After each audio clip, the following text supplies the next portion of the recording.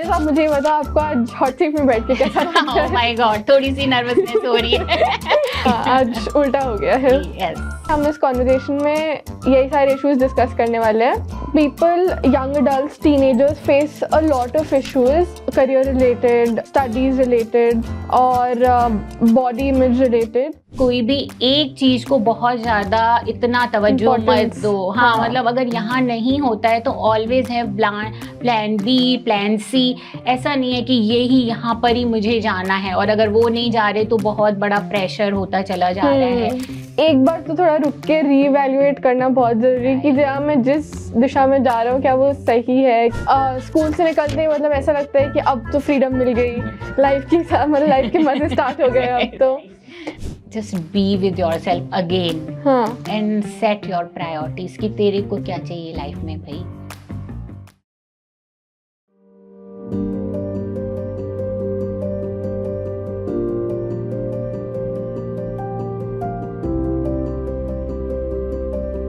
Hello friends, आज का episode कुछ डिफरेंट है।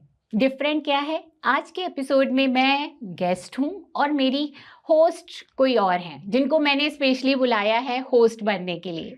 ये हैं कुशलता ज्ञानचंदानी। वेलकम कुशलता। थैंक यू बुआ।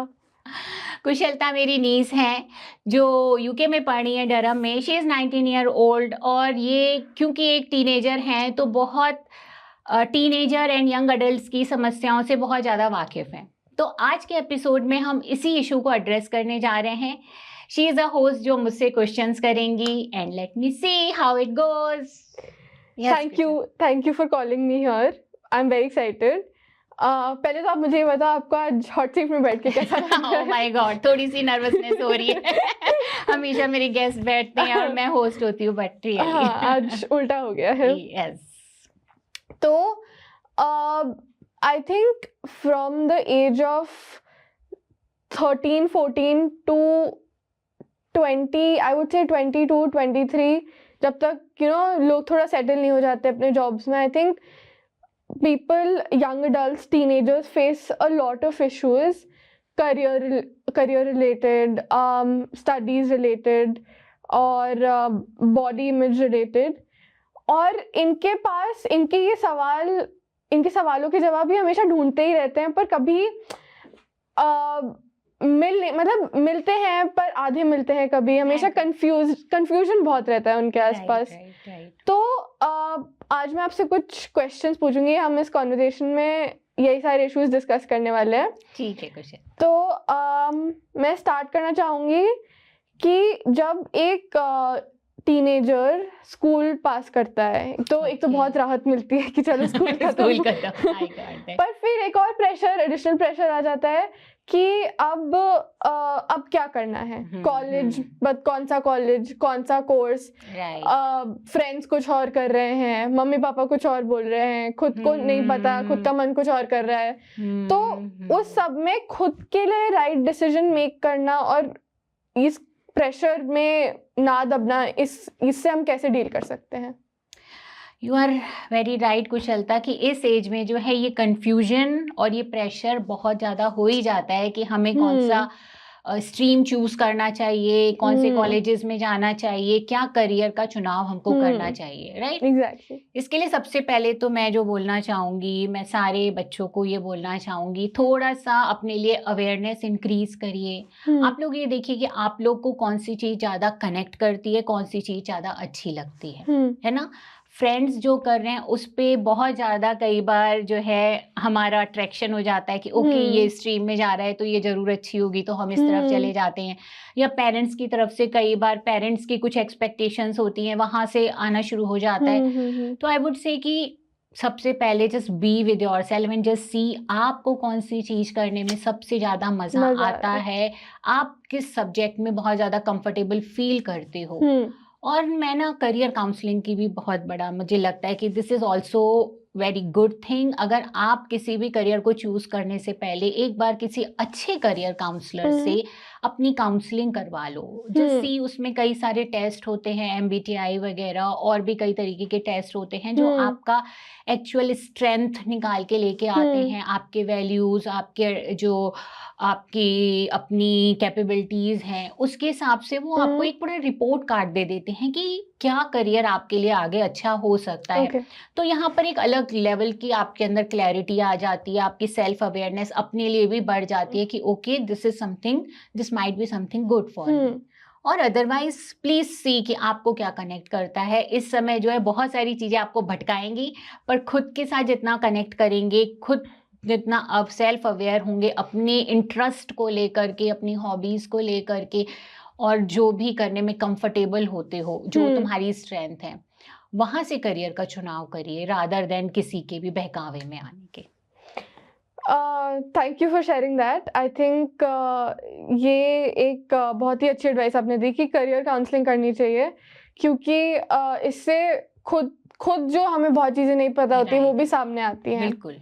एक और चीज़ इससे रिलेटेड मैं पूछना चाहूँगी कि आजकल बहुत जैसे अनकन्वेंशनल करियर्स भी आ गए हैं। राइट। तो अगर किसी को जो मतलब जैसे कोई अगर इंटरेस्टेड हो स्पोर्ट्स में, या फिर जैसे आर्ट में, पेंटिंग में, आजकल बहुत लोग परस्यू कर रहे हैं, बट हमेशा परस्यू करने से पहले एक झिझक तो रहती है कि मतलब क्या मैं सक्सीड कर पाऊंगा या नहीं। कुछ ऐसे करियर है जहाँ पर आप थोड़ा एक्सीलेंस में जाएंगे तभी आपका वहाँ पे रिटर्न बैक है। अदरवाइज अगर आप थोड़े से मीडियोकर हैं या आप नहीं उतना अच्छा कर पा रहे तो शायद आपका उतना रिटर्न बैक वहाँ पर नहीं है। राइट। और काफी लोग ऐसे करियर्स में जाके अगर मतलब क्योंकि इतना बड़ा पूल है, जैसे अब जैसे स्पेशली आर्ट्स में इतना बड़ा पूल है, इतना ज़्यादा टैलेंट है, किस किस को अपॉर्चुनिटी मिलेगी। तो जो लोग सक्सीड नहीं कर पाते वो खुद को उस डाउनफॉल से बचाने के लिए क्या कर सकते हैं? उनके पास फिर और ऑप्शंस क्या हैं? अगर आप इस पे थोड़ा लाइट शेड कर सकते हैं।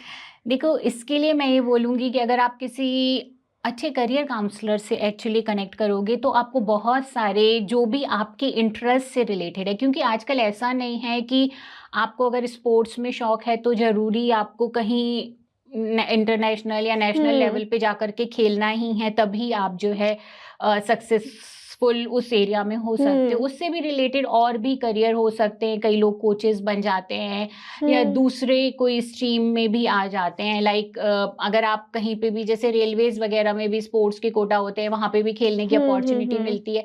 तो अलग अलग तरीके से आप अपनी एक ही टैलेंट को अलग जगहों पे यूटिलाइज भी कर सकते हो। बट आपको जो है अच्छे किसी काउंसलर से, इस पॉइंट पे मैं यही कहूँगी कि आपको एक अच्छा काउंसलर बहुत अच्छे से गाइड कर सकता है कि आपकी अपना जो इंटरेस्ट एरिया है, आप जहाँ पर जाना चाहते हो उससे रिलेटेड आप कौन से स्ट्रीम में जा सकते हो या कौन से करियर्स आपको सूट करेंगे, क्योंकि बहुत ही कॉम्बिनेशन ऑफ करियर्स होते हैं। मतलब अगर आर्ट्स की भी बात करें तो आर्ट्स में भी जरूरी नहीं है कि आप जो है सिर्फ आप पेंटिंग की बात करते हो, देन आर्किटेक्चर भी आ जाता है, आपका फैशन डिजाइनिंग भी उसके अंदर आ जाता है। मल्टीपल आपके जो है चॉइसेस हो सकते हैं, पर आपको किसी अच्छे मतलब करियर काउंसलर से अपना एक स्ट्रीम निकलवाना पड़ेगा कि आप कहाँ पर फिट बैठते हो और आपकी इंटरेस्ट कहाँ पे ज़्यादा लाई करती है। Right, okay.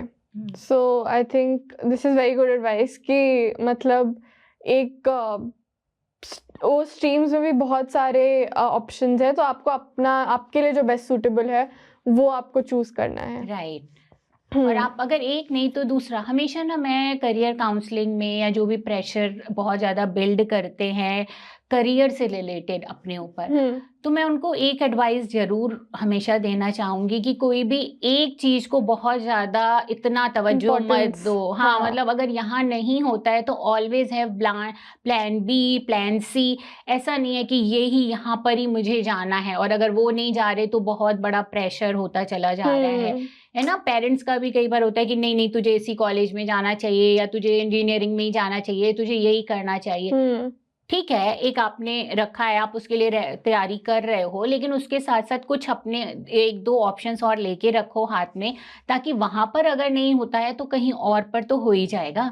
तो इतना प्रेशर माइंड के अंदर बिल्ड नहीं होगा कि मुझे यही करना है। तो प्लान बी, प्लान सी आप रखिए जरूर, ताकि आप जो है उसमें अगर एक में नहीं होता आप तो दूसरे के दूसरे लिए ट्राई कर सकते हैं हाँ, एटलीस्ट। वो कहते हैं ना, don't put all your eggs in one basket. Right right तो राइट। वही करना सो है। माइंड को थोड़ा सा एक्सपेंड करके रखना है, थोड़ा सा दिमाग को खुला रखना है, क्योंकि कई बार हम बहुत फिक्सेटेड हो जाते हैं, ओवर एक्सपेक्टेशन एक ही एरिया में कि मुझे तो यही पसंद है, मुझे तो यही करना है।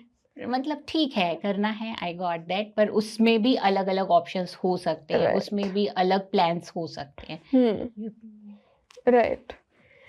तो अब मैं एक और उस पे सब टॉपिक पे आना चाहूँगी इसी से रिलेटेड। एक मतलब स्पेशली फॉर समवन जो जिसने नया नया कॉलेज स्टार्ट किया, अब जैसे स्कूल से निकलते ही मतलब ऐसा लगता है कि अब तो फ्रीडम मिल गई, लाइफ की मतलब लाइफ के मजे स्टार्ट हो गए अब तो। Right. तो उसमें एंड ऑफ कोर्स मतलब कॉलेज में जाके भी स्टडीज को आप कभी सेकेंडरी नहीं रख सकते हो, पर काफ़ी लोग जब कॉलेज में जाते हैं सो दे गेट इनटू मतलब अ लॉट ऑफ थिंग्स, मतलब आपके पास ज़्यादा फ्रीडम होता है। Right. तो आप you know you're going out with friends, आप फ्रेंड्स के साथ बाहर जा रहे हो, you're trying new things। तो इसमें you also try like different substances, alcohol, drugs, मतलब it's very like normal for Right, a young आजकल है, adult। yeah. बट उसमें आप खुद को कंट्रोल कैसे करोगे, और ये जो स्टीप स्लोप है इसमें आप मतलब ये लैंडस्लाइड है उसमें आप गिर ना जाओ, और अपना एक मतलब बैलेंस बना के कैसे चल सकते हैं। बिकॉज उसमें ना आपका मजा सेकेंडरी है ना आपका स्टडी सेकेंडरी है। That's so true. How to strike that balance? I got that कुशलता, बहुत ही अच्छा सवाल किया है आपने।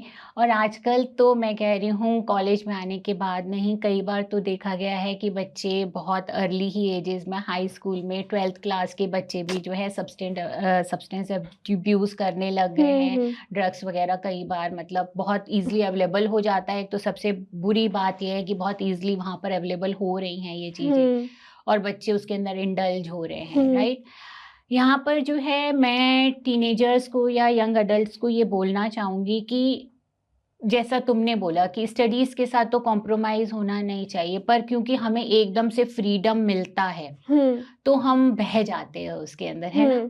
तो थोड़ा सा ना यहाँ पे ये भी मैं बोलना चाहूँगी कि बहुत ज़्यादा फ्रीडम मिलने में बहते कौन से बच्चे हैं।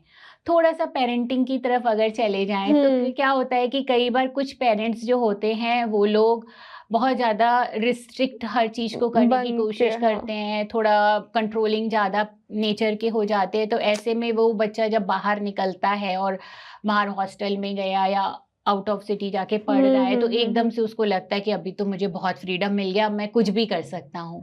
और उसके चक्कर में जो है वो कुछ भी कर सकता हूँ। और ये चीज़ें ऐसी हैं, यू नो इट, कि अगर आप इनको थोड़ा सा भी ज़्यादा लेना शुरू करो देन आपका जो है सिस्टम और मांगने लगता है, क्योंकि ये ना हार्मोनल रिलीज करती हैं, डोपामीन वगैरह आपके हार्मोन्स रिलीज होते हैं इससे, और इस लेवल के रिलीज होते हैं कि आप एकदम से उसको लेने के बाद एकदम से आपको जो है लगता है आप दूसरे ही वर्ड में आ गए हो, है ना। और प्रेशर तो वैसे ही लाइफ में बहुत है, आप लोगों की लाइफ में भी बहुत सारा स्ट्रेस अलग अलग चीज़ों का, जैसे आपने बताया करियर का स्ट्रेस है, रिलेशनशिप के स्ट्रेस हैं, पेरेंट्स की अलग ही कुछ ना कुछ कहानी चलती रहती है। तो ऐसे में स्ट्रेस तो है ही, और ये सारे सब्सटेंस जब आपको मिल रहे हैं और आप लेते तो हो कि चलो मैं एंजॉय कर लेता हूँ और मैं थोड़ा सा रिस्क टेकिंग करके, ठीक है दिस इज समथिंग न्यू, हम ट्राई करके देखते हैं, इस उसमें आप लोग लेते हो, है ना। पर क्योंकि ये इतना ज़्यादा एडिक्टिव सब्सटेंस है कि इनको लेते ही इतना आपका ऐसा बिल्कुल ही आउट ऑफ द वर्ड हो जाते हो कि आपका ना उससे अटैचमेंट हो जाता है, फिर आप उसको छोड़ नहीं पाते हो। तो जो लोग ज़्यादा थोड़ा सा मैं बोलूँगी जिनको कंट्रोल ज़्यादा किया गया, वो बिल्कुल ही कंट्रोल उनका छूट जाता है अपने ऊपर से, और वो बहुत ज़्यादा इंडल्ज होना शुरू हो जाते हैं। ऐसे में उनको क्योंकि कहीं ना कहीं रिलीफ मिल रहा होता है, स्ट्रेस भी जैसे मैंने बोला ज़्यादा है, तो वो स्ट्रेस रिलीव जब होता है ना उनका, तो उनको लगता है कि ओके दिस इज समथिंग जो मुझे ये रियलिटी की दुनिया से जो है बहुत आराम लेके आ रही है, मतलब रियल दुनिया तो बहुत स्ट्रेस वाली है। पर यहाँ पे मुझे अच्छा लग रहा है, राइट। तो वो रियलिटी से दूर होना शुरू हो जाते हैं, वो कटना शुरू हो जाते हैं, वो पढ़ाई से दूर होना शुरू हो जाते हैं, और वो सब्सटेंस को लेकर के दे फील गुड कि अब मैं सही हूँ भाई, अभी मेरे को ना कोई किसी की बात मुझे बुरी लग रही है, ना किसी के ओवर एक्सपेक्टेशंस याद आ रहे हैं, ना मेरे खुद के एक्सपेक्टेशंस याद आ रहे हैं मुझे कि मुझे कहीं जाना है, कोई मुझे कहीं पहुँचना है, राइट। राइट। तो ऐसे में आई वुड से जो भी ज़्यादा इंडल्ज हो रहे हैं, सबसे पहले थोड़ा सा आप रुकिए, ठहरिए और थोड़ा समझिए, अपने आप को समझिए। ऐसे में ना सेल्फ अवेयरनेस बहुत काम करती है। थोड़ा सा इमोशनल इंटेलिजेंस पे काम करना, अपने स्ट्रेस को, अपने ट्रिगर्स को समझना कि क्यों मेरा जो है माइंड बार बार उस तरफ जा रहा है, क्यों मैं इतना ज़्यादा इस चीज़ को क्रेव कर रहा हूँ। उसके कॉन्सिक्वेंसेस देखना शुरू करिए कि ये लेने पर मेरे को क्या क्या नुकसान हो रहा है। नुकसान ना सिर्फ आपका इस समय स्टडीज़ का या आपकी हेल्थ का है, नुकसान और भी हो सकते हैं आपके, है ना। एक उस समय का तो चलो फोकस अटेंशन आपका लूज होता ही है, और आपको कहीं ना कहीं लॉन्गर टर्म, अगर आप लॉन्गर पीरियड तक लेते हो तो आपका जो है बॉडी पे भी उसके इम्पैक्ट आने शुरू हो जाते हैं। उसके साथ साथ आपका सेल्फ एस्टीम लो होना शुरू हो जाता है। जब आप इस एक बार चक्कर में फंसते हो ना, तो आपका खुद के ऊपर से कॉन्फिडेंस लूज हो जाता है। आपको लगता है कि अरे मैं इस चीज़ को कंट्रोल नहीं कर पा रहा हूँ, मेरा माइंड मुझे जहाँ लेके जा रहा है, मेरा ब्रेन मुझे जहाँ लेके जा रहा है, मैं सिर्फ उस लूप में फंसता चला जा रहा हूँ। तो वो आपका कहीं ना कहीं सेल्फ एस्टीम पे आ जाता है, और डिपेंडेंसी भी, आई थिंक डिपेंडेंसी भी बढ़ जाती है। डिपेंडेंसी इन सब्सटेंस का नेचर ही ऐसा है कि ये डिपेंडेंट बना देते हैं अपने आप को। इनमें हार्मोन्स ऐसे आपका रिलीज हो जाते हैं कि वो आपको बार बार उस तरफ लेके जाते हैं। तो ऐसे में थोड़ा सा फिर इन कॉन्सिक्वेंसेस को जब आप देखते हो, फिर आपके करियर पे आएगा। ऑब्वियसली जब आप पढ़ाई नहीं अच्छे से कर पा रहे हो, आप फोकस नहीं कर पा रहे हो, तो कहीं ना कहीं आपका लॉस आपके करियर पे आएगा ही। इन सारी चीज़ों का आपका मेंटल स्टेट खराब होगा, मेंटल स्टेट का कहीं ना कहीं रिलेशनशिप पे आएगा ही आएगा। तो फिर आप जब कॉन्सिक्वेंसेस देखना शुरू करोगे तो आप देखोगे कि इसके कॉन्सिक्वेंसेस आपके लिए काफी खराब हो रहे हैं। आपका थोड़ी देर का मजा है, थोड़ी देर आपको बिल्कुल आउट ऑफ द वर्ल्ड ले जाता है, लेकिन जब आप उससे बाहर निकलते हो तब रियलिटी चेक में आप देखते हो कि मतलब ये तो बहुत ही मेरे साथ कॉन्सिक्वेंसेस खराब हो रहे हैं, है ना। तो थोड़ा सा संभल के अपने आप के कॉन्सिक्वेंसेस देखिए। और मैं बोलूँगी फिर ना थोड़ा सा अपनी लाइफ को जांचिए भी, देखिए कि आपको इंस्पायर क्या करता है, आपको लाइफ में क्या करना अच्छा लगता है। देखो कुशलता, लाइफ में अगर वाई क्लियर है कि मुझे कहाँ जाना है और क्यों जाना है, why is it important for me, अगर आपने कुछ अपने लिए ऐसा सोचा हुआ है जो आपको पुल करता है, तो ना आप इन सारी चीज़ों में फंसते ही नहीं हो। तुम देखोगे कि जो भी इंसान ना अच्छी बहुत हाइट्स पे पहुंचे हुए, वो कभी भी किसी भी बहुत ज़्यादा बुरी आदतों में होते नहीं है, क्योंकि उनका खुद का वो ना खुद का नशा होता है, वो आगे बढ़ने का नशा, वो सक्सेस पाने का नशा, अचीव करने का नशा, कि वो इन सारी चीज़ों से बच के रहते कि बाबा इनमें फंसे तो हम अपना जो विजन है वो कैसे यूज कर देंगे, है ना। तो ऐसे में अगर आप अपने विजन को क्लियर करते हो अपने लिए कि आपको क्या चाहिए, तो आपके लिए ना थोड़ा सा आसान हो जाता है इन अब्यूजेस को हटाना। और इसको करते समय अगर आपने सोच लिया है कि मुझे अपने इस आदत से छुटकारा पाना है, तो मैं कहूँगी ना सेल्फ कंपैशन जरूर प्रैक्टिस करिएगा। क्योंकि पता है क्या होता है, अगर किसी को किसी चीज़ की आदत है ना, तो वो बहुत ही ये लाजमी है कि वो अगर जब उसको करना शुरू करेगा, मतलब उसको जब छोड़ना शुरू करेगा, तो दोबारा से वो कई बार उसमें गिरेगा, ट्रैप में, रिलैप्स होगा, है ना। तो ऐसे में अगर रिलैप्स के समय गिल्ट की फीलिंग बहुत ज़्यादा हो गई, अगर आपने ये सोच लिया कि मैं रिलैप्स कर गया और मैं तो कर ही नहीं पाऊंगा और मुझसे तो होता ही नहीं है और मैं ऐसा ही इंसान हूँ, तो आप उसके ट्रैप में गहरे घुस जाओगे। पर अगर आपने रिलैप्स के समय ये सोचा कि यार ठीक है, गलती हो गई है, एक बार हुआ है, इसका मतलब नहीं हमेशा ही होगा, और आप खुद को काइंडनेस और कंपैशन देते हुए दोबारा से उस जर्नी को स्टार्ट करोगे, वहां से जहां गिरे थे वहां से। एक छोटा बच्चा जब चलना सीखता है तो कई बार गिरता है, फिर उठता है, फिर गिरता है ना। तो ये तो नहीं सोच लेता है कि भाई मैं गिर गया तो अब तो उठूंगा ही नहीं, अब मैं चलूंगा ही नहीं, है ना। तो ऐसे भी जब आप ये सीख रहे हो दोबारा से कि मुझे इन सब्सटेंसेस से अब दूर रहना है, तो आपको इसमें भी कई बार इस जर्नी में गिरोगे, पर गिरते समय आप प्लीज अपने साथ कंपैशन प्रैक्टिस करिए।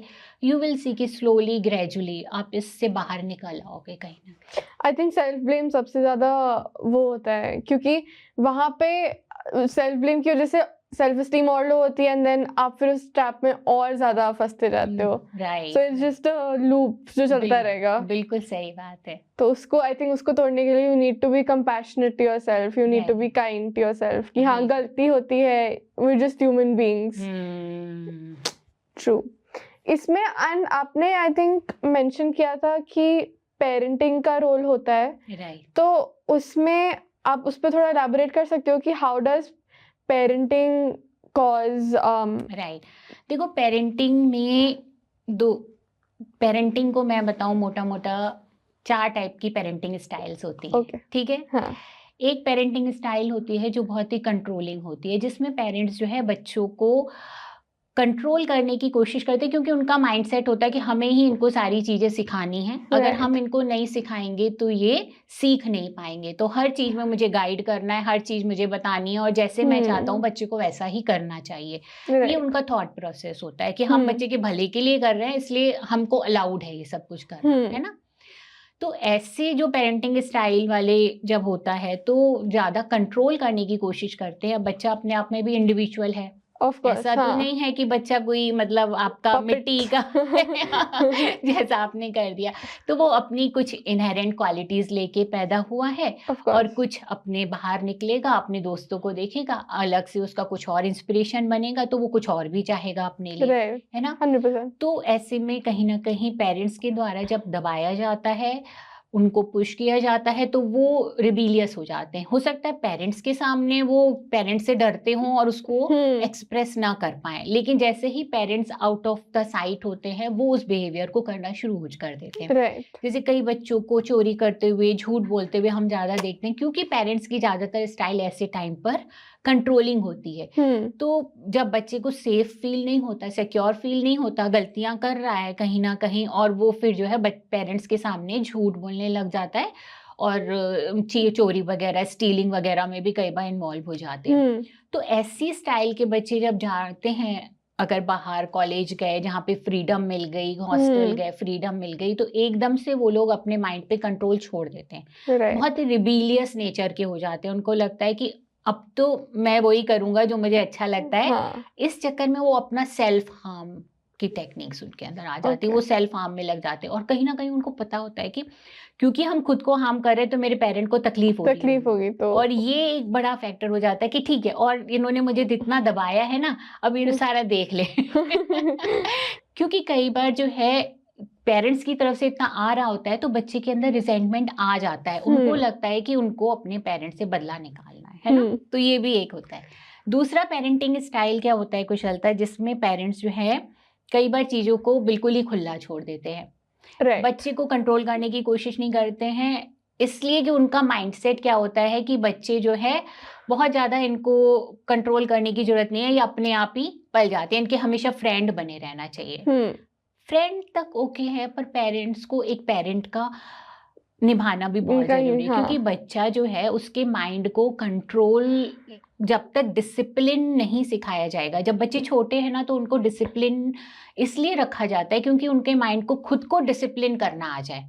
अदरवाइज आप जहां मर्जी चाहे वहीं चले जाओ, फिर आप ये नहीं सोचोगे कि मुझे जो चीज मेरे लिए सही है वही करनी है। आप उस कॉन्सेप्ट को भूल जाओगे। आपके लिए क्या है कि जो चीज मुझे अच्छी लगती है वो मुझे चाहिए, जो चीज मुझे खुशी देती है वो चाहिए। मतलब अगर मुझे अभी ये खिलौना चाहिए तो मुझे चाहिए ही चाहिए, मुझे बर्गर खाना है तो मुझे चाहिए तो चाहिए ही चाहिए।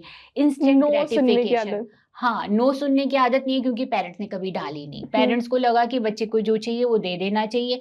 और ये वो पेरेंट्स ज्यादा करते हैं जो ना कई बार जॉब वगैरह में होते हैं, दोनों पेरेंट्स रहते नहीं हैं, तो वो उनको बड़ा इनहेरेंटली गिल्ट फीलिंग रहती है उनके अंदर, है ना। और गिल्ट फीलिंग को पूरा करने के लिए वो कहीं ना कहीं बच्चों को ये सारी चीजें दे करके कि जो ये कह रहा है वो उसको दे दो।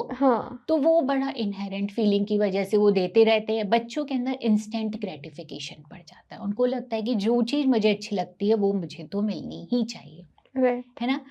तो कई बार ये वाले बच्चे भी जब बड़े होते हैं और बाहर जाते हैं, क्योंकि उनको हमेशा ही इंस्टेंट ग्रेटिफिकेशन की आदत है, तो ड्रग्स क्या है, इंस्टेंट, इंस्टेंट ग्रेटिफिकेशन है ना। आप कॉलेज में गए, वहां तो भाई पढ़ाई करनी पड़ेगी, कोई भी आपको शाबाशी चाहिए, एक्नॉलेजमेंट चाहिए, आपको उसके लिए कहीं ना कहीं अर्न करना पड़ेगा। अर्न करना पड़ेगा। हाँ पर ये बच्चे, क्योंकि हमेशा से ही पेरेंट्स ने कभी ये सिखाया ही नहीं कि अपने लिए आपको कुछ मेहनत करनी पड़ेगी, तो वो कर नहीं पाते हैं मेहनत, राइट है ना। तो ऐसे में इंस्टेंट ग्रेटिफिकेशन की तरफ बड़ी जल्दी चले जाते हैं ये वाले बच्चे, ओके समझी। Got it. तीसरा स्टाइल जो होता है जिसमें पेरेंट्स जो है बिल्कुल ही ध्यान नहीं देते हैं, दोनों ही पेरेंट्स जो है थोड़े से इस तरीके के रहते हैं कि ठीक है बच्चा पल जाएगा, मेड्स के हाथों बच्चे पल रहे हैं।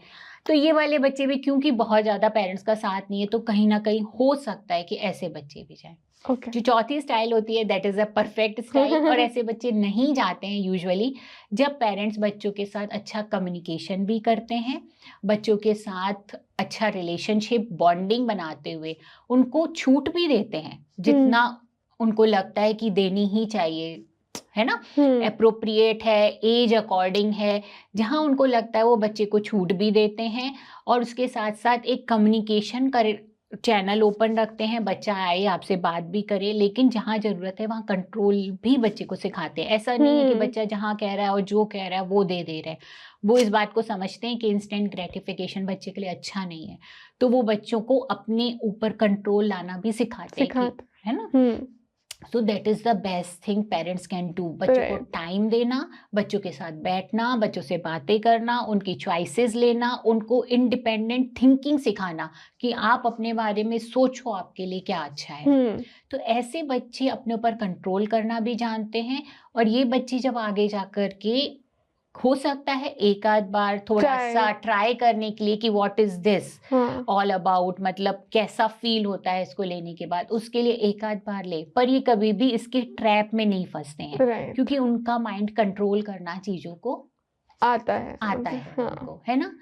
तो ऐसे में पेरेंट्स की जो है बहुत बड़ी भूमिका हो जाती है कि बच्चा क्यों जाएगा इस ट्रैप के अंदर, कहीं ना कहीं पीछे एक बड़ा बैकग्राउंड रहता है। Right, so I think parenting plays a very important role here. अच्छा, इसका एक फ्लिप साइड भी है, तो एक ये होता है कि कुछ बच्चे होते हैं जो बहुत ज़्यादा फ्रीडम मिल गई, तो उनको मतलब they want to try new things, तो इसकी वजह से वो इस सब में फंस जाते हैं। लेकिन एक होता है, there is a flip side to it, जहाँ पे उन पे इतना एकेडमिकली इतना प्रेशर होता है कि मतलब अब जैसे अब कोई आप टॉप लीग कॉलेज में पहुंच तो गए, बट वहाँ पे एकेडमिक का इतना प्रेशर होगा कि और आप हो मतलब अच्छे पढ़ने लिखने वाले बच्चे हो, बट आपको इतना आप पे प्रेशर है, इतना कोर्स वर्क है, इतना काम है कि मतलब आप 3-3 रातें सो नहीं रहे हो, तो अब physically human body is not मतलब वैसे बना ही नहीं है कि हम ऐसे 3-4 रातें ना सोएं और फिर भी फंक्शन कर पाए। तो उसके लिए भी कुछ मतलब कुछ ड्रग्स होते हैं, कुछ पिल्स होते हैं जो आपको हाइपर एक्टिव बनाते हैं। सो कुछ लोग उसमें भी they get addicted to that also. तो वो उससे कैसे बचना है, आप अगर बता सकते हैं कुछ उसके बारे में। राइट, देखो कई बार जैसा तुमने बोला कि कई बच्चे तो ऐसे होते हैं जो अकेडमी को बहुत ज़्यादा इम्पोर्टेंस नहीं देकर के इन ट्रैप में फंस जाते हैं, पर कुछ लोग बहुत ज़्यादा एम्बिशियस हो जाते हैं, वो अपने साथ बहुत ज़्यादा एक्सपेक्टेशंस रखते हैं, और शायद उनके पेरेंट्स भी, कई बार कुछ के पेरेंट्स भी बहुत ओवर एक्सपेक्टेशंस बच्चों के साथ रखते हैं। 100%, हाँ। तो ये जब ओवर एक्सपेक्टेशंस अपने साथ बढ़ जाती हैं कि मुझे इस लेवल का अचीव करना ही करना है ना, तो ऐसे में ये बहुत ज़्यादा उनको ओवर एक्टिव बना देता है, उनको लगता है कि ये कर लिया ये इनफ नहीं है, अभी तो वहाँ पहुँचना है। और जैसा तुमने बोला कि ऐसे कॉलेजेस में पहुँच जाते हैं जहाँ पर शायद सब लोग ही बहुत अच्छा कर रहे हैं, तो वो अपने लिए अपना बार ऊंचा करता चला जाता है वहाँ पर, है ना। और ऐसे में अगर रेस्ट नहीं करेंगे तो ऑब्वियस सी बात है, तो कहीं ना कहीं टोल आएगा। तो I would say these people कि just be with yourself again हाँ एंड सेट योर प्रायोरिटीज कि तेरे को क्या चाहिए लाइफ में भाई। हम्म हो सकता है कि तुम जो अपने आसपास वाले लोगों को देख करके इतना ज़्यादा अपने आप को पंप अप कर रहे हो, एग्जैक्टली वो यही तुम ढूंढ रहे हो, या तुम कहीं चीज़ों के पीछे से भागे चले जा रहे हो, है ना। और अगर तुमको ये चाहिए भी तो तुमने इतना क्यों अपने ऊपर प्रेशर बना दिया है कि मुझे अभी के अभी चाहिए, कि तुम इतना पूरा सोना वोना छोड़ करके और सिर्फ उसके ऊपर इतना फोकस्ड हो। राइट। थोड़ा सा अगर हम अपने ऊपर का प्रेशर कम करें कि ठीक है हो जाएगा, हमें देना है, पर हमें एक अपने लिए भी टाइम रखना है, तो अगर हम थोड़ा सा टाइम अपने लिए अलग रख लेते हैं, आराम करते हैं, थोड़ा सा अपने आपको थोड़ा सा रिलैक्स करने के लिए कुछ चीजें करते हैं, तो हम शायद जब नेक्स्ट 10 आवर्स पढ़ाई को दे रहे होंगे तो हम ज्यादा फोकस्ड वे में दे रहे होंगे, फ्रेश होकर के दे रहे होंगे। राइट। ट्रू। अगर हम बिल्कुल अपने आप पर इतना टिकिंग बॉम्ब लगा देंगे कि मुझे करना ही है और अभी करना है और सारा का सारा सबसे अच्छा होना है, सबसे ऊपर जाना है, तो हम इस प्रेशर में सिर्फ अपने आप को डाउन करेंगे, हमारा फोकस उतना बनेगा भी नहीं। और फिर तुम कह रही हो कि पिल्स पे चले जाते हैं, जिनके बारे में मुझे बहुत ज्यादा नहीं पता, नहीं now you are telling me कि बच्चे इस तरीके की पिल्स भी लेते हैं कि फोकस अटेंशन और बढ़े, तो कहीं ना कहीं इनके साइड इफेक्ट भी बॉडी में होंगे, क्योंकि जो नींद की रिक्वायरमेंट है बॉडी के लिए वो तो वो पिल्स नहीं पूरी कर सकती ना, वो आपका रिदम बिगड़ जाएगा, आपका साइकिल बिगड़ जाएगा, फिर आप आगे जाकर के कहीं ना कहीं बीमारियों में चले जाओगे। So work on your mental level, work on your belief system. सबसे पहले आई वुड से कि ऐसे बच्चों को अपने बिलीफ सिस्टम पे काम करना पड़ेगा। ये जो वो भागे जा रहे हैं एकदम से, उसको रोकना पड़ेगा, थामना पड़ेगा, देखना पड़ेगा कहाँ जा रहे हो, इतना जल्दी किस चीज की है, जस्ट सी कहाँ जाना है। क्योंकि हाँ I think because at every step of life एक बार तो थोड़ा रुक के रीवैल्यूएट करना बहुत जरूरी है कि जहाँ मैं जिस दिशा में जा रहा हूँ क्या वो सही है, क्या मतलब मुझे ये मेरे लिए सूटेबल है, क्या मेरे लिए कुछ अच्छा हो रहा है यहाँ जाने से, कि सिर्फ मैं बस भागा जा रहा हूँ, राइट। क्या मैं इस जर्नी को एंजॉय भी कर रहा हूँ? एग्जैक्टली। क्योंकि हम अपनी लाइफ में कई बार कोई भी जर्नी जो स्टार्ट करते हैं उसको एंजॉय नहीं करते, बस वहां पहुंचने की जल्दी है, और वहां पहुंच के भी फिर हम सेटिस्फाइड नहीं होते, क्योंकि हम नया, हमारे पास कुछ नया हमने देख लिया होता है किसी और को कुछ और करते हुए, फिर हम उसके लिए नया गोल बना लेते, पर हम लाइफ में कभी रुक करके अपनी लाइफ को एंजॉय नहीं कर रहे। तो इस जर्नी को एंजॉय करना शुरू करो, जहां पहुंचोगे उसको एंजॉय करो, फिर आगे के लिए जो बनाना है उसको भी एंजॉय करना, पर थोड़ा माइंडसेट चेंज करना पड़ता है इसके लिए। That's so true. अब मैं थोड़ा सा, हम लोग ये एकेडमिक्स और कॉलेज और इससे थोड़ा मैं डिविएट होना चाहूँगी, एंड मैं एक बहुत ही इम्पोर्टेंट इशू के बारे में बात करना चाहूँगी जो आई थिंक 13 ईयर्स से लेके आई थिंक 22-23 ईयर्स तक सब लोग फेस करते हैं। मे बी वो कॉन्सिक्वेंसेस तो नहीं, बट उनके शायद एक जो इनर थॉट्स होते हैं उन इश्यूज के बारे में वो शायद कम हो जाते हैं, लेकिन फेस मतलब आप अपने अर्ली 20s तक ही कर ही रहे होते हो। आई थिंक जब हम 13 ईयर्स के होते हैं, हम जब प्यूबर्टी हिट करते हैं, हार्मोनल चेंजेस होते हैं बॉडी में, ग्रोथ स्पर्ट आता है, उसकी वजह से डिफरेंट चेंजेस आते हैं बॉडी में, जैसे बॉडी हेयर आते हैं, एक्ने, वेट गेन होता है काफ़ी लोगों के प्यूबर्टी के बाद जैसे हार्मोनल चेंजेस की वजह से काफ़ी प्रॉब्लम्स ट्रिगर हो जाते हैं, जैसे PCOD वो सब। तो इसकी वजह से स्पेशली जो मुझे लगता है 13 से लेके 17-18 तक की एज है, आप बहुत कॉन्शियस हो जाते हो खुद के बारे में, आपका सेल्फ एस्टीम लो होने लगता है, आप आसपास के लोगों को देख रहे हो, आप किसी को देख रहे हो, बोल रहे हो ये इतना सुंदर है, ये इतनी सुंदर है, पर आप वो चाहते हो, पर आपको समझ नहीं आ रहा कि आपका body, this is just natural, आपका बॉडी में चेंजेस आ रहे हैं, खुद को एक्सेप्ट नहीं कर पाते हो आप। तो how do you accept yourself और अपना सेल्फ एस्टीम कैसे आप बना के रख सकते हो when you go through this?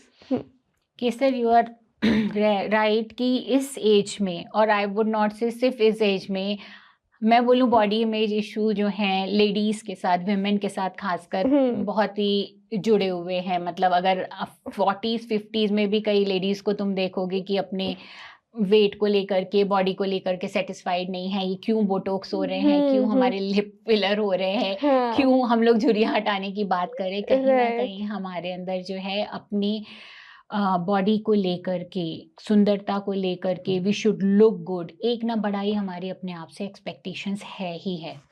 और इसको मैं बोलूँ, ये एक्सपेक्टेशंस हमारी अपने से नहीं है, ये एक्सपेक्टेशंस ना सोसाइटी की बहुत ज़्यादा है।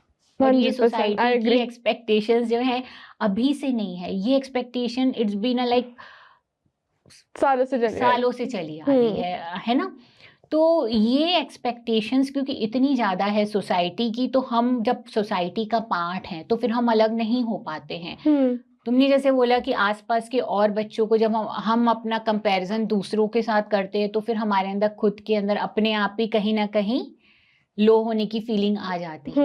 क्योंकि एज ए ह्यूमन बीइंग ना हम परफेक्शनिज्म की तरफ, परफेक्शनिस्ट होने की तरफ ज़्यादा जाते हैं कि मुझे हर चीज़ में अच्छा होना ही चाहिए, मेरी Yeah. बॉडी बिल्कुल परफेक्ट होना चाहिए, मेरा कलर भी अच्छा होना चाहिए, मेरी स्किन भी चमकनी चाहिए। राइट, तो हम हमेशा ही अपने आप को परफेक्ट दिखना चाहते हैं और दिखाना चाहते हैं, जिसके लिए बहुत ज़्यादा इश्यूज आ जाते हैं। और प्यूबर्टी हिट करते ही हार्मोनल चेंजेस होने के कारण ये सब कुछ होगा ही होगा। तो ऐसे में एक तो आई वुड से कि थोड़ा सा self compassion is very great idea कि आप अपने आप को ये बताओ कि nobody is perfect, so you can't be perfect, है ना। तो अपनी जो खामियों को जो हम देखते हैं उसके बजाय अगर हम थोड़ा सा अपनी थोड़ी अच्छी चीजों को नोटिस करना शुरू करें, है ना। और ये भी देखें कि ठीक है, अगर मेरे को दाने का इशू है तो सामने वाले को कोई और दूसरा इशू है, तो ये भी परफेक्ट नहीं और मैं भी परफेक्ट नहीं हूँ, तो इट्स ओके।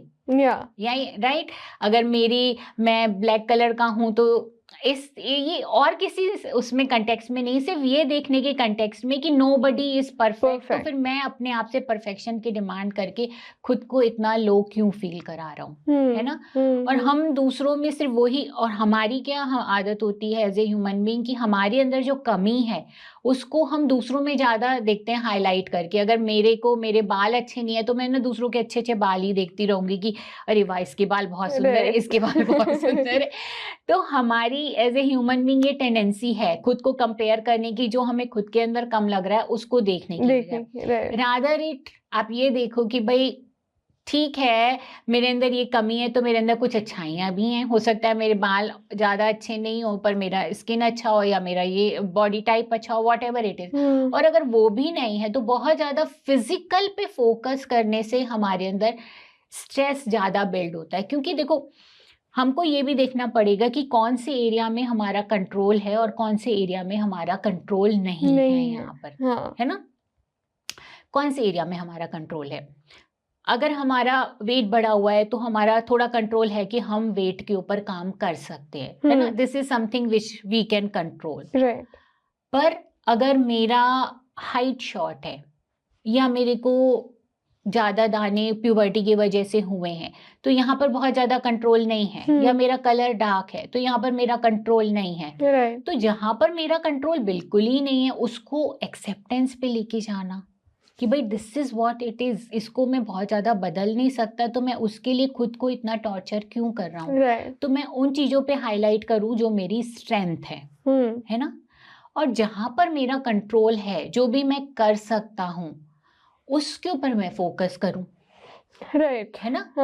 तो अगर आपको लग रहा है कि आपका कलर तो बहुत डार्क नहीं है, कलर डार्क है बहुत ज़्यादा, तो आप जो है किस तरीके के कपड़े आपको सूट करेंगे, किस तरीके की हेयर स्टाइल सूट करेगी, और किस तरीके से आपका बॉडी आप प्रेजेंट कैसे करते हो। जब आप ना प्रेजेंटेशन आपका बहुत अच्छा है, कॉन्फिडेंस से भरा हुआ है, तो आपका कलर दिखता भी नहीं है, राइट।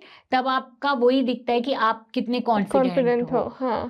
पर अगर आपने इस चीज को इतना हाईलाइट कर दिया तो फिर आपका कॉन्फिडेंस लेवल भी गिर जाएगा। So start building your own self esteem through your positive points rather than focusing on your negatives and making your self esteem low for your self. Very true.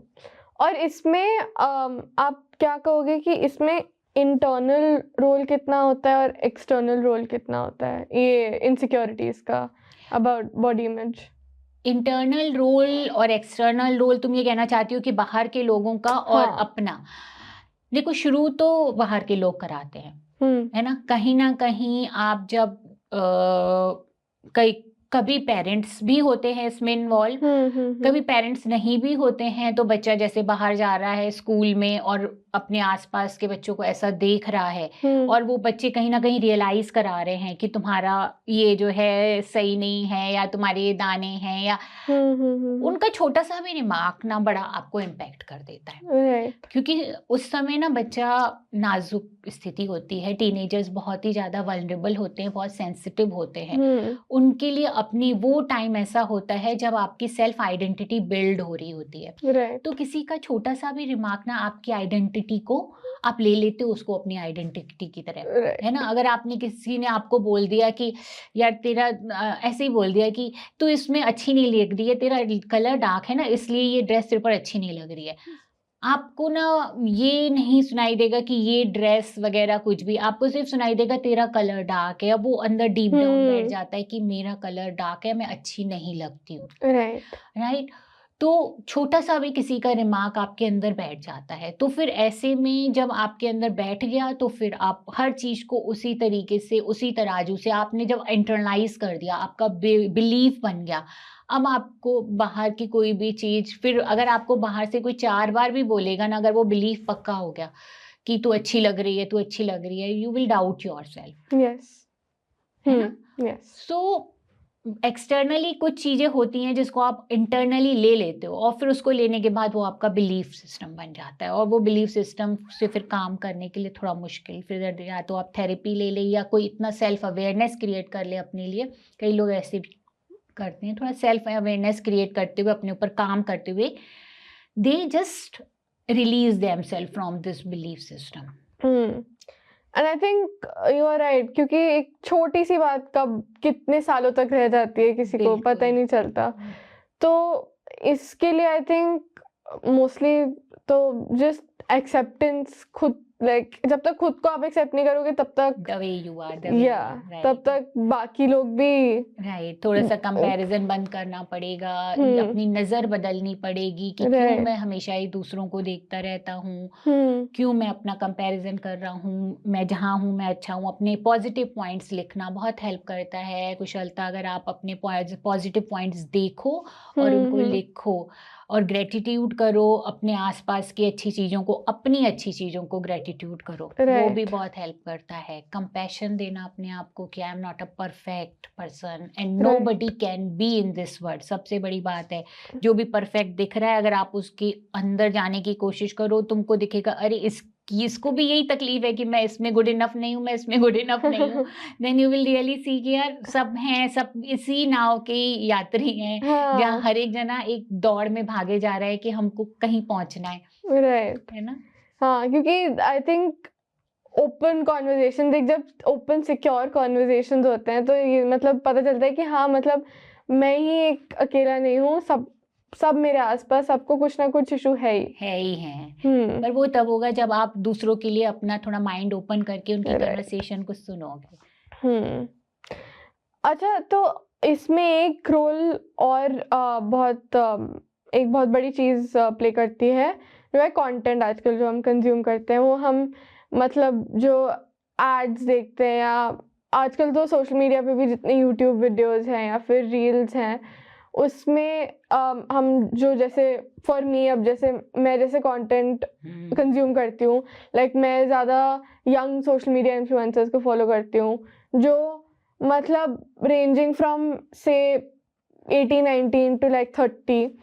तो अब उन लड़कियों में भी लाइक मुझे कभी कभी देख के लगता है कि अच्छा, oh I wish I had a body like that, और आई विश कि मेरी स्किन इतनी क्लियर होती, ऐसा कुछ। तो जो हम बात कर रहे थे कि अब जैसे हम जब ड्रग्स के बारे में बात कर रहे थे तो हम ये बोल रहे थे कि हम अपने माइंड पे कंट्रोल लूज कर देते हैं। तो कभी कभी ये कंटेंट जो मतलब कुछ content is informational also, but कुछ कंटेंट ऐसा भी तो होता है जो आपको बहुत मतलब जैसे बोगस एडवाइसेस देते हैं, बहुत ही बोगस ऐसे इलाज देते हैं, यू नो। तो वो सब जब आप करने लगते हो, जैसे आप कुछ पिल्स लेने लगोगे या फिर कुछ ऐसी चीजें लगाने लगोगे अपनी स्किन पे जो आपको और हार्म करेंगे, तो ये कंटेंट से खुद को कैसे वो करना है, डिटैच करना है? राइट। इन सारी चीज़ों के लिए कुशलता, आई वुड से self awareness is the tool, जैसे तुमने बोला, और तुम इस चीज़ को समझ पा रही हो कि कैसे कुछ कंटेंट ऐसा है जो मेरे को अपने अंदर ट्रैप में फंसा लेता है ना? तो यही हमें अपने आप को थोड़ा-सा जागरूक करने की ज़रूरत है कि कौन-सा कंटेंट जो है मुझे नुकसान पहुँचा रहा है, कौन-सा कंटेंट है जो मुझे इस तरीके से एंगेज कर रहा है कि मैं उसके ट्रैप में फँस के उस चीज़ों को करना शुरू कर रही हूँ और उससे मुझे फ़ायदे के बजाय मुझे उससे नुकसान हो रहा है। तो जितना-जितना सेल्फ अवेयरनेस बढ़ाएँगे इस चीज़ की, और ये कब बढ़ेगी, जब आप खुद को थोड़ा बहुत एक्सेप्टेंस में भी लेके आओगे, जब आपका माइंड ना टोटली खुद को हर समय जज कर रहा होगा, आपका सेल्फ वर्थ बहुत ज़्यादा लो होगा ना, तो आप इन चीज़ों पे फोकस भी नहीं कर पाओगे। तब आप सिर्फ क्या करोगे कि मुझे ये ठीक करना है, मुझे ये ठीक करना है, आपको माइंड में सिर्फ यही आएगा। तो आप फिर उस कंटेंट से बहुत ज़्यादा इंडल्ज हो जाओगे।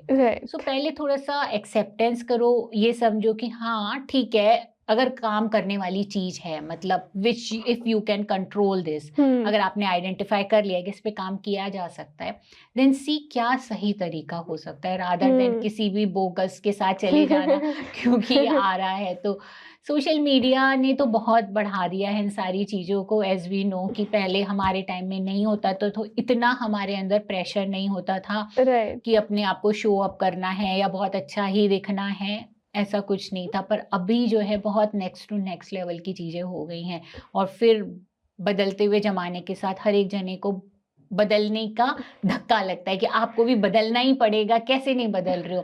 सब आपको जज कर रहे होते हैं कि अगर ये नहीं बदल रहा है तो क्यों नहीं बदल रहा है, ऐसा क्यों है, राइट? तो बड़ा प्रेशर हो जाता है माइंड के अंदर। तो प्रेशर को हटा पाना सिर्फ हमारे ही हाथों में है, when we accept ourselves and we say ourselves it's okay. हमें हर एक के साथ भागने की जरूरत नहीं है। We can choose what we want to be. जब हम ये अपने आप को बोल सकते हैं कि choice is always in our hand, तो फिर चीजें, right, self acceptance is the tool, right, always. I think अब मैं एक टॉपिक लाना चाहूंगी जो है सोशल प्रेशर। एक साइड मैं ये बात करना चाहूंगी इसके बारे में कि जब आपके बहुत ज़्यादा फ्रेंड्स होते हैं तो कभी कभी आप अपना पर्सपेक्टिव, अपना ओपिनियन लूज कर देते हो, कि ऐसे वही बैंड वैगन इफेक्ट, कि आप मतलब जो भीड़ में जाना चाहते हो।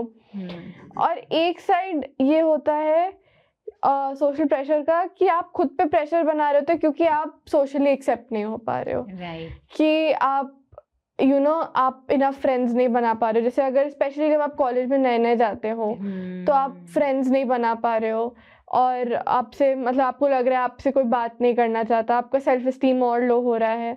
तो पहले आप मुझे बताओ कि ये अपना in a bunch of people how do you hold your own opinion. आप प्लीज मुझे इसके बारे में प्लीज कुछ बताओ।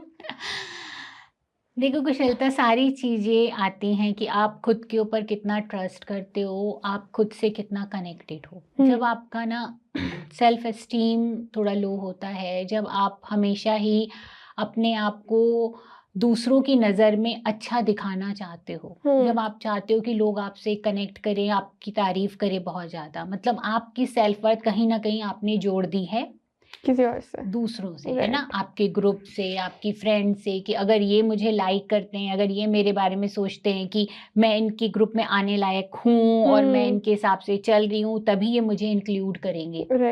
तो जो है ऐसे में हमें काम अपनी वर्थ के ऊपर करना पड़ता है हमेशा।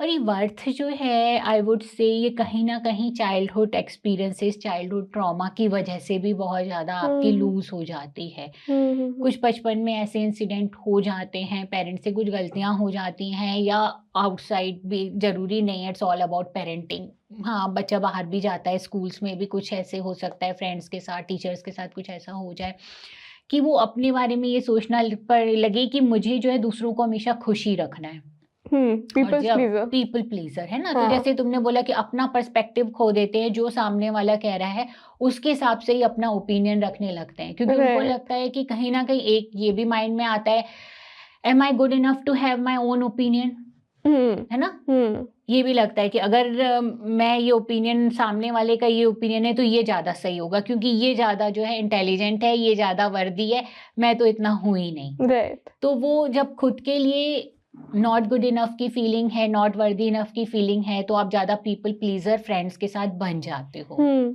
और यही फीलिंग कहीं ना कहीं आपको, एक तो आप पीपल प्लीजर ग्रुप में बन रहे हो, और दूसरा अगर आप लोनली हो रहे हो, अगर आप लोगों के साथ कनेक्ट नहीं कर पा रहे हो, तो कहीं ना कहीं डीप डाउन उसके अंदर भी यही फीलिंग होती है कि M I worthy to connect to people, क्या मुझे लोग लाइक करेंगे, मुझे शायद लोग लाइक नहीं करेंगे, मैं बोरिंग हूँ, मुझे पसंद नहीं किया जाएगा, तो इट्स ऑलवेज गुड कि मैं अपना अलग से ही डिस्टेंस ही मेंटेन करूं। क्या फ़ायदा है, मैं जाऊंगा, लोग मेरी इज्जत नहीं करेंगे, मुझे रिस्पेक्ट नहीं देंगे, मुझसे बात नहीं करेंगे, और फिर मुझे वो हर्ट और वो पेन नहीं चाहिए। तो आप उस हर्ट और पेन को, कि कोई मुझे रिजेक्ट करे, इससे पहले मैं ही दूसरों को रिजेक्ट करके खुद को सेक्युलेट कर देते हैं, है ना, और फिर वो एक साइकिल घूम जाता है, फिर वो निगेटिविटी का साइकिल कहीं ना कहीं घूम जाता है। क्या आपको लगता है ये कुछ चीजें, मतलब कुछ जैसे आपने कहा चाइल्डहुड ट्रॉमा, या फिर एडोलेसेंस में भी कुछ मतलब क्योंकि वो जैसे आपने कहा उस टाइम पे आपकी आइडेंटिटी बन रही होती है, सो उस टाइम पे अगर आपके साथ कुछ ऐसे एक्सपीरियंसेस हो जाते हैं जहाँ आपको कोई रिजेक्ट कर देता है, जैसे कोई पार्टनर, बॉयफ्रेंड या फिर दोस्त आपको रिजेक्ट कर देते हैं, क्या ये उसकी वजह से भी स्टेम होता है? बिल्कुल बिल्कुल होता है, अगर इनिशियल एजेस में, क्योंकि आजकल तो देखो क्या है, जल्दी ही आपके बॉयफ्रेंड और बनने लग जाते हैं, और इट्स नॉट ओनली बॉयफ्रेंड, हो सकता है कोई आपकी अच्छी फ्रेंड ही हो, गर्लफ्रेंड ही हो, कहीं ना कहीं उन रिश्तों में भी कई बार ऐसा आता है कि छोड़ देती हैं गर्लफ्रेंड्स की किसी भी वजह से, है ना, तो वो दूसरे की तरफ ज्यादा आ गई, दूसरे ने कुछ ऐसा दिखा लिया तो वो उसको छोड़ दिया, कुछ भी हो सकता है। तो हो सकता है कि ऐसे में भी आपके अंदर ये चीजें अंदर एक्सपीरियंस इतने डीप डाउन बैठ जाते हैं कि आप जो है फिर वहां से अपनी सेल्फ वर्थ को अटैच कर देते हो यहाँ से, और फिर आपको लगता है maybe you are not good enough कि लोग आपके पास आए, आपसे बात करें,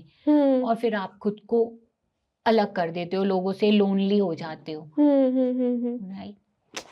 तो व्हाट डू यू थिंक, मतलब फिर इस लोनलीनेस से डील कैसे कर सकते हैं लोग, स्पेशली जो मतलब घर से दूर रहते हैं, जिनके पास फैमिली नहीं है आसपास, जिनके पास उनके लव्ड वंस नहीं हैं? तो देखो कुशलता, लोनलीनेस से डील करने के लिए या फिर पीपल प्लीजिंग बिहेवियर से डील करने के लिए, पीपल प्लीजिंग के लिए एक और मैं बताना चाहूँगी, ये कंडीशनिंग भी बहुत इम्पॉर्टेंट रोल प्ले करती है, क्योंकि हमारी सोसाइटी में बच्चा बातें मान रहा है, तो अच्छा बच्चा है ना, उनको बड़ा शाबाशी मिलती है, और शाबाशी तो हर एक को चाहिए, देख पेरेंट्स का प्रेज करना, आसपास के लोगों का प्रेज करना सबको चाहिए।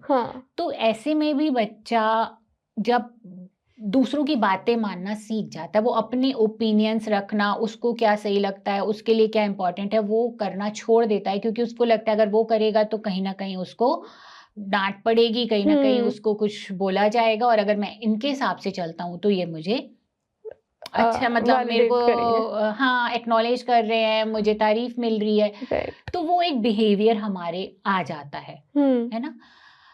तो अब हम आते हैं कि इसके साथ डील कैसे करना है।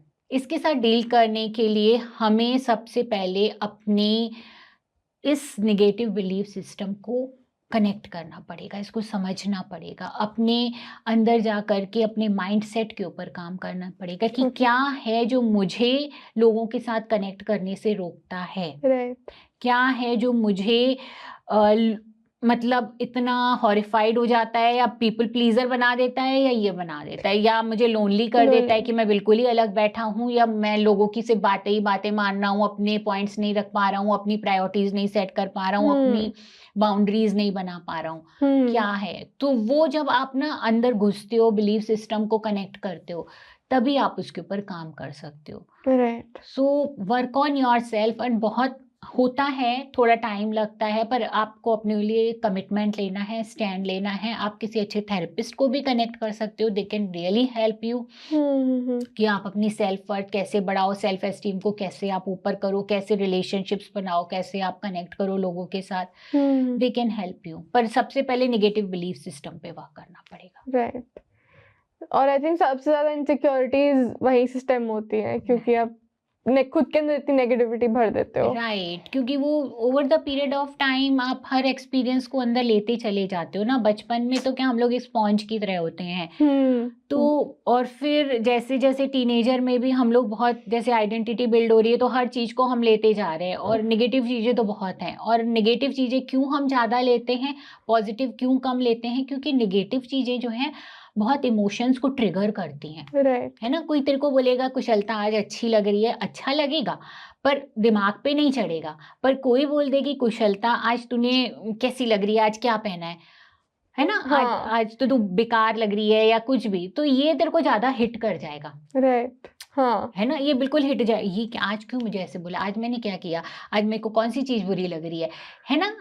तो वही है जो you do 99 things right, but people will still focus on that one हाँ, mistake. और पीपल फोकस करे ना करे, पीपल ने You. एक चीज बोली लेकिन आपके लिए वो चीज ज्यादा इमोशंस को कनेक्ट करती है।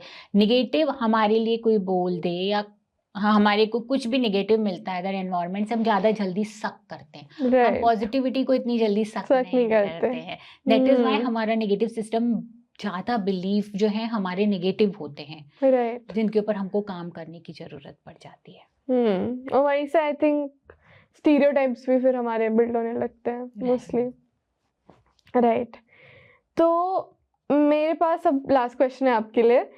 आजकल जैसे आप देख रहे हो कि एटलीस्ट अब इंडिया में भी काफ़ी मतलब इंटरनेशनल बोर्ड स्टार्ट हो गया है, मतलब काफ़ी स्कूल्स ने इंटरनेशनल बोर्ड्स इंट्रोड्यूस करना स्टार्ट कर दिया from a very young age. तो अब क्या कहते हैं, they are very focused on holistic learning. पहले क्या होता था कि हाँ मतलब रट्टा मारा एग्जाम दिया खत्म काम, but now it's more of holistic learning कि आप पढ़ाई के साथ साथ काफ़ी एक्स्ट्रा करिकुलर्स कर रहे हो, आप इंटर्नशिप्स कर रहे हो, आप वॉलंटियरिंग वर्क कर रहे हो, आप इनिशिएटिव्स में अपने इनिशिएटिव्स कर रहे हो। बट कुछ लोग होते हैं जो ये सब, अब जो बहुत एम्बिशियस बच्चा है, they will be taking part in everything.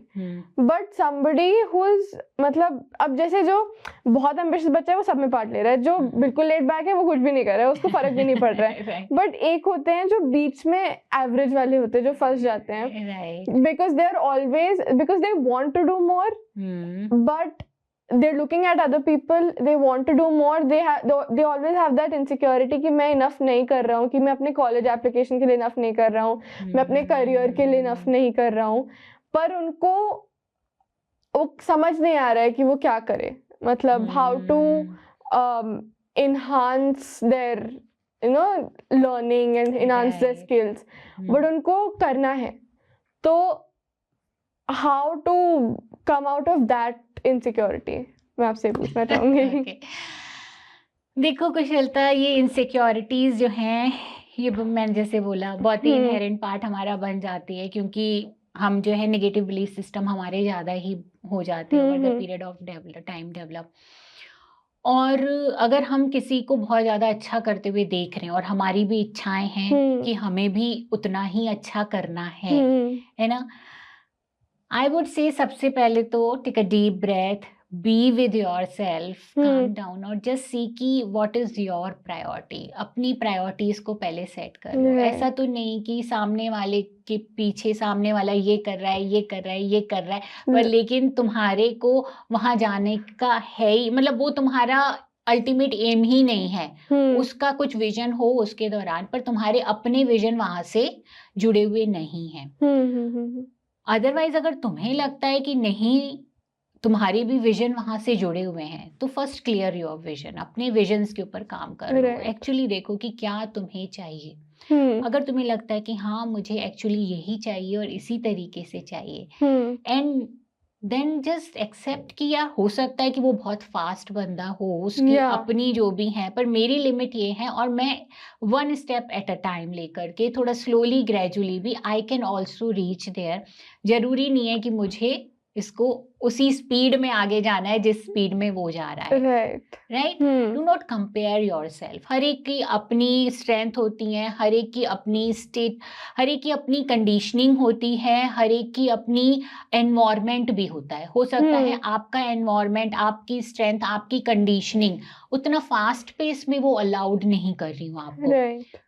But that doesn't mean कि आप वहाँ जा नहीं सकते हो। अगर Of आपका course. विजन है यू कैन ऑल्सो गो, पर थोड़ा सा खुद के साथ कंपैशन प्रैक्टिस करते हुए, खुद को जर्नी को एंजॉय करने का इनवाइट देते हुए, I can take it slow also. Yeah. If you will tell yourself, if you will create your mind set like this कि मुझे किसी को प्रूव नहीं करना है, क्योंकि ये Exactly. प्रूविंग का ज्यादा हो जाता है। यहाँ पर जब अपने आप को आप बहुत परेशान कर रहे होते हो ना, इनसिक्योर हो रहे हो, आप जो बहुत ज्यादा प्रेशर ले रहे हो, तो कहीं ना कहीं आप कुछ प्रूव कर रहे हो।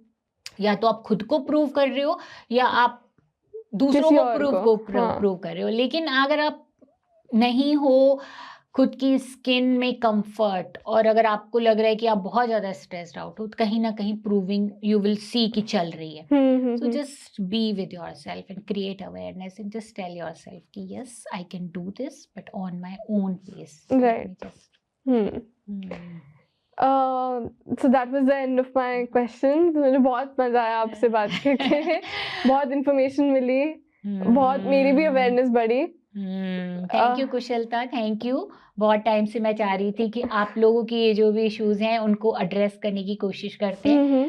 सो आई होप कुछ आपकी तरह ही और आपके जो और टीनेजर्स हैं, यंग अडल्ट्स हैं, उसको उनको इन कन्वर्सेशन से फायदा मिलेगा। Thank you for taking accepting my this request and coming and being my host. Thank you so much. You did very well on the hot seat, I must say. Thank you. आज की अगर हमारी ये conversation आपको पसंद आई है friends, तो मेरे चैनल को सब्सक्राइब जरूर करिएगा, क्योंकि आपका सब्सक्राइब करना हमें मोटिवेट करता है इसी तरीके का और कंटेंट बनाने के लिए। फ्रेंड्स, मेंटल हेल्थ की अवेयरनेस होना बहुत ज़रूरी है।